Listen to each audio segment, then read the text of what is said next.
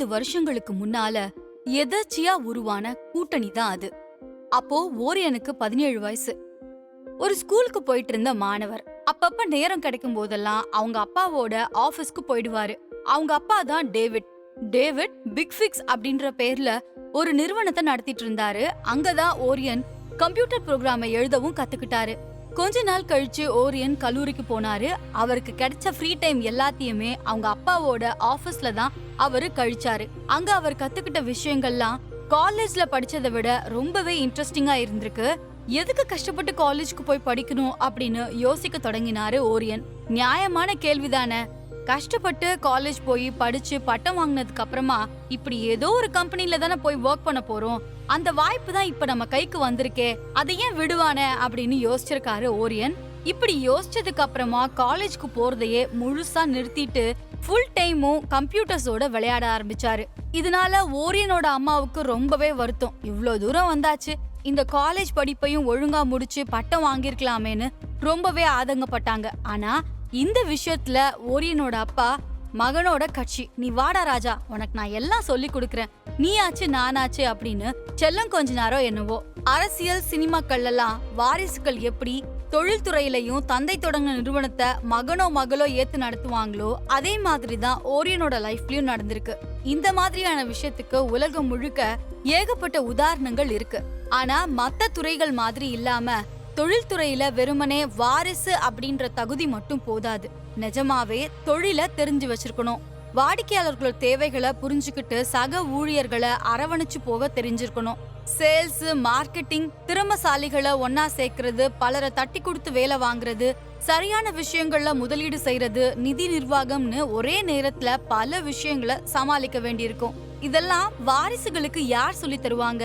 இதுக்காகவே அவங்க அப்பா உச்சத்துல இருக்கும் போதே வாரிசுகளும் அதே நிறுவனத்துல சேர்த்துடுவாங்க.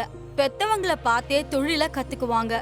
இதுல இன்னொரு வசதி என்னன்னு பாத்தீங்கன்னா, அப்பாவுக்கு ஆதரவா இருக்கிற அடுத்த கட்ட நிர்வாகிகள், நிபுணர் குழுவோட வாரிசுகளும் இயல்பா பழகுற சூழல் ஏற்படும். அவங்களுக்கு இடையில நல்ல உறவு உண்டாகும். அதுக்கப்புறமா அந்த வாரிசு தனித்து செயல்பட வேண்டிய நேரத்துல இவங்களும் கை கொடுப்பாங்க. ஆனா ஓரியன் விஷயத்துல அவர் இவ்ளோ தூரம் சிரமப்பட வேண்டிய அவசியமே இல்ல. அவரோட அப்பா டேவிட்டே நேரடியா களத்துல இறங்கி மகனுக்கு எல்லாத்தையுமே சொல்லித்தர ஆரம்பிச்சாரு. தொழில்நுட்ப விவகாரங்கள்ல ஆரம்பிச்சு விற்பனை நுட்பங்கள், நிறுவனத்தை நடத்துற திறமைகள்னு எல்லாத்தையுமே ஓரியனுக்கு சொல்லி தரணும் அப்படின்னு நான் தீர்மானிச்சேன்னு பின்னால ஒரு பேட்டியில குறிப்பிட்டாரு டேவிட். நான் எவ்வளவு உயரம் போனேனோ அதை விட அதிக உயரத்துக்கு என் மகன் போகணும் அப்படின்னு தான் எல்லா பேரண்ட்ஸுமே நினைப்பாங்க. அததான் டேவிட்டும் நினைச்சாரு. டேவிட் ஹிண்டவி பிறந்தது ஈராக்ல. அவருக்கு 7 வயசா இருக்கும் போது குடும்பத்தோட இஸ்ரேலுக்கு வந்துட்டாங்க. அந்த நாட்டுல கொஞ்ச காலம் ராணுவத்துல வேலை செஞ்சாரு. அதுக்கப்புறமா அமெரிக்காவுக்கு வந்துட்டாரு. அங்க ஒரு சின்ன நிறுவனத்தை தொடங்கி நடத்தின பிறகு உருவானதுதான் பிக் ஃபிக்ஸ். பிக் ஃபிக்ஸ் சொல்ல போனா அவரோட 2வது முயற்சி அப்படின்னு சொல்லலாம். பிக் ஃபிக்ஸ்ல ஓரியன் இணைஞ்சப்ப அவர் ஒரு டீனேஜ் இளைஞர் தான். ஆனா கத்துக்கணும் அப்படின்ற ஆர்வம் மட்டும் ஓரியனுக்கு நிறையவே இருந்துச்சு. ஒரு பக்கம் மென்பொருள் எழுதுற கலைய கத்துக்கிட்டே தொழில்நுட்பத்தை பழகிக்கிட்டாரு. இன்னொரு பக்கம் அப்பா கூட ஊர் ஊரா போய் வியாபார நுட்பங்களையும் பழகிக்கிட்டாரு. 10 வருஷங்களுக்குள்ள ஓரியன் மேல எனக்கு நம்பிக்கை வந்துடுச்சு அப்படின்னு சொல்ற டேவிட் அதுக்கப்புறமா தைரியமா அவருக்கு புதிய பொறுப்புகளை தர தொடங்கினாரு. அப்பா மகன் அப்படின்ற வேறுபாடெல்லாம் மறந்து 2 பேருமே ஒன்னா வேலை செய்ய ஆரம்பிச்சாங்க. 2 பேருக்கும் இடையில இருந்த 35 வயசு வித்தியாசம் கொஞ்சம் கொஞ்சமா காணாம போக ஆரம்பிச்சுது. ஓரியன் ரொம்ப வேகமா எல்லா விஷயங்களையும் கத்துக்கிட்டாரு. பிக் ஃபிக்ஸோட வளர்ச்சியில அவரோட பங்களிப்பு ரொம்பவே முக்கியமானது. 2007ஆம் வருஷம் டேவிட்டும் ஓரியனும் இணைஞ்சு ஒரு புதிய நிறுவனத்தை தொடங்கினாங்க. அதோட பேர் தான் டானியம். சைபர் செக்யூரிட்டி அப்படின்னு சொல்லப்படுற கணினி பாதுகாப்புக்கான மென்பொருளை தயாரிக்கிற நிறுவனம் தான் இது. டானியம்க்கு முன்னாடியே சந்தையில பல கணினி பாதுகாப்பு தொழில்நுட்பங்கள் இருந்துச்சு. நம்மள மாதிரி பொதுமக்களோட கம்ப்யூட்டர்கள்ல தொடங்கி பெரிய நிறுவனங்கள் அவங்களோட வாடிக்கையாளர்கள் வியாபாரத்தை பத்தி கோடிக்கணக்கான விவரங்களை சேமிச்சு வைக்கிற சர்வர் வரைக்கும் எல்லாத்துக்குமே இந்த தொழில்நுட்பங்கள் தேவைப்பட்டுச்சு. குறிப்பா இன்டர்நெட் ரொம்ப வேகமா பரவிட்டு இருந்த புதிய புதிய மொபைல் தொழில்நுட்பங்கள் அறிமுகமாகிட்டு இருந்த அந்த காலகட்டத்துல பாதுகாப்பு ஒரு முக்கியமான தேவையா இருந்துச்சு. கையில கிடைச்ச கம்ப்யூட்டர் எல்லாம் போட்டு தாக்குற வைரஸ்கள்ல ஆரம்பிச்சு முக்கிய தகவல்கள் சேகரிக்கப்பட்டிருக்க கணினிகளை குறி வச்சு தாக்குற கில்லாடிகள் வரைக்கும் எல்லாரையும் சமாளிக்க வேண்டியிருந்துச்சு. அதுக்காக செக்யூரிட்டி சாஃப்ட்வேர்ஸ ரொம்ப கவனமா உருவாக்குனாங்க. ஆனா இதெல்லாம் பத்தவே இல்ல.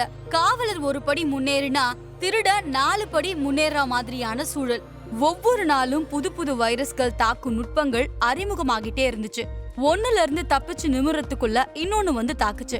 அன்னைக்கு இருந்த பாதுகாப்பு அமைப்புகள் இதை எல்லாத்தையுமே நல்லாவே கையாண்டாங்க. ஆனா அதுக்கு அவங்க பயன்படுத்தின தொழில்நுட்பம் தான் ரொம்பவே பழைய விஷயம். இதனால ஒரு பெரிய பிரச்சனை உருவாச்சு. அதுதான் வேகம். ஒரு நிறுவனத்துல கம்ப்யூட்டரோட எண்ணிக்கை அதிகரிக்க அதிகரிக்க அதுக்கிடையிலான இணைப்புகளும் அதிகமாகும். அத எதிரிகள் தாக்குற சாத்தியங்களும் அதிகமாகும். அதனால இந்த பாதுகாப்பு அமைப்புகள் அதிகம் உழைக்க வேண்டியிருந்துச்சு. இது இந்த அமைப்புகளை ரொம்பவே ஸ்லோவா ஒர்க் பண்ண வச்சுது. அதுக்காக என்ன செய்ய முடியும்? பாதுகாப்பு முக்கியம் இல்லையா? பல்ல கடிச்சுக்கிட்டு சமாளிக்க வேண்டியதுதான் அப்படின்னு எல்லாருமே சமாளிக்க ஆரம்பிச்சாங்க. விமான நிலையத்துக்கு போறோம். வாசல்ல பெரிய வரிசை நிக்குது. எல்லாரும் பாதுகாப்பு பரிசோதனைக்காக காத்திருக்காங்க. அத்தனை பேரையும் தாண்டி நம்மளோட முறை வரத்துக்கு கொஞ்சம் அரை மணி நேரமாச்சும் ஆகும்ல. இந்த பிரச்சனையை எப்படி சரி செய்யறது? 2 பரிசோதனை அதிகாரிகளுக்கு பதிலா 4 பேரை நியமிக்கலாம். ஆனா நாளைக்கே விமான பயணிகளோட எண்ணிக்கை அதிகமாகும் போது மறுபடியும் இதே மாதிரி பிரச்சனை தானே வரும். அப்போ எண்ணிக்கைய மட்டும் மாத்தி பயனில்ல. அதனால பிரச்சனை முழுமையா தீர போறதும் இல்ல. ஆனா அப்போ இருந்த கணினி பாதுகாப்பு தொழில்நுட்ப நிறுவனங்கள்லாம் இததான் செஞ்சுக்கிட்டு இருந்தாங்க. பெரிய அமைப்புகள் சிக்கலான நவீன முறைகளை பயன்படுத்தி பாதுகாப்பை உறுதி செஞ்சாங்க. ஆனா அடிப்படை மட்டும் மாறவே இல்ல. இதனால பாதுகாப்பு அமைப்புகள் மேலும் மேலும் மெதுவாகிட்டே இருந்துச்சு. எங்கதான் டானியம் வித்தியாசமா சிந்திச்சாங்க. பழைய சிந்தனைய புதிய தொழில்நுட்பத்தின் மூலமா தயாரிச்சு மத்தவங்களோட போட்டியிடுறதை விட ஒரு புதிய வழியில கம்ப்யூட்டர்கள், மொபைல் போன்கள், தொடு கணினிகள் போன்ற பிற அமைப்புகளை பாதுகாத்தா என்ன அப்படின்னு யோசிச்சாங்க. அதென்ன புதிய வழி? வழக்கமான பாதுகாப்பு அமைப்புகள் எல்லாமே சர்வர்கள் எனப்படுற வழங்கிகளை மையத்துல கொண்டு இருக்கும். அதுதான் அந்த நெட்வொர்க்ல இருக்கிற எல்லா கம்ப்யூட்டர்ஸையும் கருவிகளையும் கண்காணிக்கும். அதுக்கு தேவையான மாற்றங்களையும் செய்யும். டானியம்லயும் சர்வர்ஸ் உண்டு. ஆனா எல்லா கம்ப்யூட்டர்ஸும் டிவைசஸும் அத மட்டுமே சார்ந்திருக்காது. அந்த கம்ப்யூட்டர்ஸும் டிவைஸ்களும் தங்களுக்குள்ளேயே பேசிக்கும், பாதுகாப்பு விஷயங்களை பரிமாறிக்கொள்ளும். தேவைப்படும் போது மட்டும்தான் சர்வர்களோட பேசும். கொஞ்சம் எளிமையான உதாரணத்தோட விளக்கணும்னா, ஊர்ல திருட்ட குறைக்கிறதுக்கு மேலும் மேலும் அதிகமான காவலர்களை வேலைக்கு சேர்க்கறத விட மக்களுக்கு எச்சரிக்கையா இருக்கிறத கத்து கொடுக்கறது ஒரு சிறந்த விஷயம் இல்லையா? அப்பவும் காவலர்கள் தேவைப்படுவாங்க. ஆனா முன்ன மாதிரி அதிகமான எண்ணிக்கையில தேவைப்பட மாட்டாங்க. அவங்க இல்லாத இடங்கள்ல கூட மக்கள் விழிப்புணர்வு காரணமா பாதுகாப்பான நிலையில இருப்பாங்க. கிட்டத்தட்ட இதே மாதிரி ஒரு சிந்தனையோட தான் டானியம் தொழில்நுட்பம் உருவாச்சு. மத்த பாதுகாப்பு அமைப்புகளோட ஒப்பிடும்போது இதோட வேகம் பல மடங்கு சிறப்பா இருந்துச்சு. பிரச்சனைகளை உடனுக்குடன் கண்டறியவும் சரி செய்யவும் ஈஸியா இருந்துச்சு. இப்படி உருவான டானியம டேவிடும் ஓரியனும் பல பெரிய நிறுவனங்கள் கிட்ட இயக்கி காட்டினாங்க. அவங்க அதை அமைதியா பார்த்துட்டு, எல்லாம் நல்லா தான் இருக்கு, ஆனா வெறும் ட்ரெய்லர் தானே, உண்மையான சாஃப்ட்வேரை எழுத எவ்வளவு நாள் ஆகும் அப்படின்னு கேட்டாங்க. ஐயா, சாஃப்ட்வேரை நாங்க ஏற்கனவே எழுதியாச்சு. அததான் இப்ப உங்களுக்காக நாங்க இயக்கி காட்டினோம். போங்க சார், விளையாடாதீங்க, இது சும்மா பொம்மை அப்படின்னு அந்த பெரிய அதிகாரிகள் சிரிச்சாங்க. நீங்க பாட்டுக்கு ஏதோ தட்டுறீங்க, சட்டு சட்டுன்னு விடையெல்லாம் வந்து கொட்டுது, இது என்ன கூகுளா அப்படின்னு அவங்க கேட்க, ஆமா, இதுவும் ஒரு கூகுள் மாதிரி தான். பாதுகாப்பு விஷயங்களை சட்டுன்னு கண்டுபிடிக்கவும் திருத்தவும் ஒரு மென்பொருளை டேவிடும் ஓரியனும் உருவாக்கியிருந்தாங்க. பல வருட அனுபவத்தையும் கொட்டி உருவாக்குன அந்த தொழில்நுட்பம் அதிவேகமாகவும் துல்லியமாகவும் இயங்குச்சு. எந்த ஒரு பாதுகாப்பு மென்பொருளையும் இல்லாத அதிசயம். அதுக்கு காரணம் அவங்களுடைய புதிய சிந்தனை. இந்த சிந்தனையோட இன்றைய மதிப்பு எவ்வளவு தெரியுமா? 44 கோடி அமெரிக்க டாலர்கள். இதனால ஆரம்பத்துல நம்ப முடியாம பார்த்த நிறுவனங்கள் எல்லாம் இப்போ டானியமை தேடி வந்தாங்க. அவங்களோட அதிமுக்கியமான கணினிகளை, பிற அமைப்புகளை அவங்களோட பொறுப்புல ஒப்படைச்சாங்க. இன்றைய தேதிக்கு அமெரிக்காவோட மிகப்பெரிய 100 நிறுவனங்களை பட்டியலிட்டா அதுல 50 பேராவது டானியமோட வாடிக்கையாளரா இருப்பாங்க. மிச்சம் இருக்கவங்களும் சீக்கிரமே டானியத்தை தேடி வருவாங்க. தந்தையும் மகனும் சேர்ந்து உருவாக்குன இந்த நிறுவனம் இன்னைக்கு உலகுக்கே காவலனா ஆகிருக்கு.